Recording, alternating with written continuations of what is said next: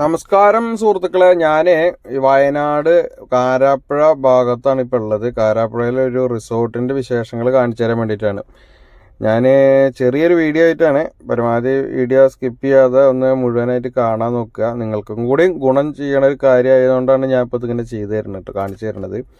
വയനാട് ഭാഗത്ത് വന്നിട്ട് ചെറിയ രീതിയിൽ അടിപൊളി വൈബായിട്ടുള്ള സ്ഥലത്ത് റൂം എടുക്കണമെന്ന് തോന്നുകയാണെങ്കിൽ കാരാപ്പുഴ ഭാഗത്താണ് ഞാനിപ്പോൾ ഈ കാണിച്ചു തരണ ഈ റിസോർട്ടുള്ളത്.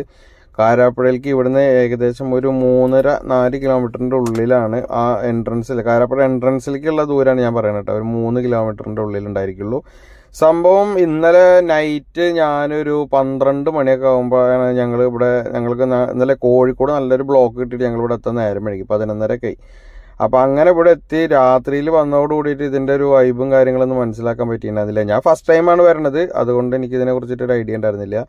അങ്ങനെ രാവിലെ എഴുന്നേറ്റ് നോക്കി നോക്കുമ്പോൾ നല്ല അടിപൊളി ക്ലൈമറ്റ്, മഴയൊക്കെ മാറി നിൽക്കണോ, നല്ല അടിപൊളിയായിട്ട് തോന്നി. അപ്പോൾ ഞാനൊരു വീഡിയോ കൊണ്ട് പൂശാൻ വിചാരിച്ചു. ആ വീഡിയോ എടുക്കാൻ വേണ്ടിയിട്ട് ഇങ്ങനെ നടക്കുന്നതിൻ്റെ ഇടയിൽ ഈ കാണുന്ന ബിൽഡിങ്ങിൻ്റെ മുകളിൽ നിന്നിട്ടുള്ളൊരു വ്യൂ നോക്ക്, കാണാൻ കിടുമല്ലേ. ഇത് ഡാമിൻ്റെ മുകളിൽ, ഇനി ഇതിന് മുകളിൽ കയറി നിന്നിട്ടുള്ളൊരു സൈറ്റ് ഉണ്ട് മക്കളെ, അത് വേറെ ലെവലാണ്. നോക്ക്, ഇതിൻ്റെ മുകളിൽ നിന്നിട്ട് താഴത്തേക്ക് നോക്കണ ഒരു ലെവലിൽ നോക്കി നോക്കുക. വണ്ടി നമ്മുടെ ചെക്കനെ അടക്കണം കേട്ടോ.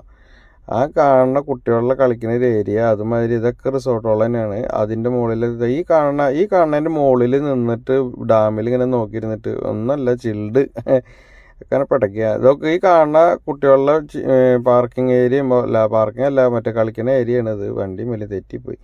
പിന്നെ അപ്പോൾ ഒന്നും നോക്കണ്ട, ഞാൻ ഇതിൽ ഇവരുടെ നമ്പർ ഇതിൻ്റെ കൂടെ ആഡ് ചെയ്ത് വിടാം. അപ്പോൾ നിങ്ങളിത് ജസ്റ്റ് വിളിക്കുക, ഇഷ്ടപ്പെടുകയാണെന്ന് വെച്ചാൽ റൂം എടുക്കുക. വരും വർഷങ്ങളിലേക്ക് അതാണ് സ്വിമ്മിംഗ് പൂളൊക്കെ ആയിട്ട് ഇവിടെ നല്ലൊരു അടിപൊളി ഒരു സെറ്റ് ആക്കുന്നുണ്ട് അവർ. അപ്പോൾ ബാച്ചിലേഴ്സ് ആണെന്നുണ്ടെങ്കിൽ പ്രത്യേകിച്ചിട്ട് പറയുക. ആ കാണുന്ന ഭാഗത്താണ് കാരാപ്പുഴ ഡാമിൻ്റെ ഇത് എന്താ പറയുക, ഞാൻ മറ്റേ കാണിച്ചു തന്നില്ലേ, അവിടെയാണ് നമ്മളെ എടക്കൽ ഗുഹ വരുന്നത്. ഇതാണ് നമ്മളെ ഏട്ടൻ്റെ നമ്പർ. നല്ലൊരു സപ്പോർട്ടായിട്ടുള്ള ഒരു ഓണറായിട്ട് എനിക്ക് ഇതിൽ പറയാനുള്ളത് വെച്ചാൽ, ഒരുവിധം റിസോർട്ടിൽ നമ്മൾ പോകുമ്പോൾ അവിടുത്തെ ജോലിക്കാരായിട്ടാണ് നമ്മൾ മീറ്റ് ചെയ്യാറ്. ഇദ്ദേഹം ജോലിക്കാരുടെ ആ ഒരു മുതലാളി എന്നുള്ള ഒരു തലക്കന ഒന്നും ഇല്ലാണ്ട് ഇതിൻ്റെ ഒരു ഓണർ, ഇത്രയും പ്രോപ്പർട്ടിയുടെ ഓണർ നമ്മളെ കൂടെ ഫുൾ സപ്പോർട്ടായിട്ട് ഇന്നലെ രാത്രി കംപ്ലീറ്റ് ഉണ്ടായിരുന്നു. അങ്ങനത്തെ ആൾക്കാരുടെ കൂടെ ആകുമ്പോൾ ഒന്നുകൂടി വൈബാവില്ലേ, സംഭവം കളറാവില്ലേ. അപ്പോൾ ഒന്നും നോക്കണ്ട. അപ്പോൾ നമ്മുടെ ചെറിയ വീഡിയോ എല്ലാവർക്കും ഇഷ്ടമായി എന്ന് വിചാരിക്കണു. ഇഷ്ടമായിട്ടുണ്ടെങ്കിൽ ഒന്ന് ലൈക്ക് ബട്ടൺ അമർത്തുക. അതുപോലെ എന്തെങ്കിലും അഭിപ്രായങ്ങളൊക്കെ ഉണ്ടെങ്കിൽ കമൻ്റായിട്ട് എഴുതിയിടുക. അപ്പോൾ എനിക്കതൊരു എനർജി ആയിരിക്കും. അപ്പോൾ പിന്നെ ചാനൽ സബ്സ്ക്രൈബ് ചെയ്യാത്ത സുഹൃത്താണെന്ന് വെച്ചാൽ സബ്സ്ക്രൈബ് ചെയ്തിട്ട് ഒന്ന് സപ്പോർട്ട് ചെയ്യുക. അപ്പോൾ മറ്റൊരു വീഡിയോ ആയിട്ട് കാണാം. മറ്റൊരു വീഡിയോ എടുക്കാനുള്ള എനർജി ആയിട്ട് നിങ്ങളുടെ ഫുൾ സപ്പോർട്ട് ഉണ്ടാവണം കേട്ടോ. അപ്പോൾ അടുത്ത വീഡിയോയിൽ കാണാം. ബൈ.